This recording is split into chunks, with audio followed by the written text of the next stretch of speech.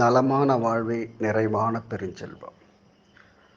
பிறருக்கு கொடுத்து வாழ வேண்டும், சிரித்து வாழ வேண்டும், உழைத்து வாழ வேண்டும். இப்படி பல்வேறு அறிவுரைகளை பெரியவர்கள் சொல்ல நாம் கேட்டிருப்போம். ஆனால் மகிழ்வான நிறைவான வாழ்வுக்கு எப்படி வாழணும்னு கேட்டால், துய்த்து வாழக்கூடிய உத்தியை கற்றுக்கிட்டா நாம் எப்பவும் மகிழ்ச்சியாக, உற்சாகமாக, குதூகலமாக வாழ முடியும். துய்த்து வாழுதல் என்றால் என்ன?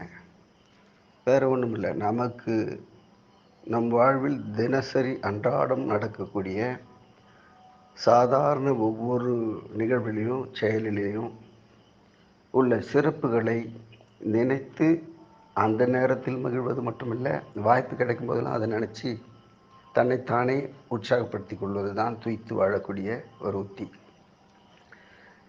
இதை புரிந்து கொண்டால் வாழ்நாளில் என்றென்றும் மகிழ்ச்சி தான், உற்சாகம்தான்.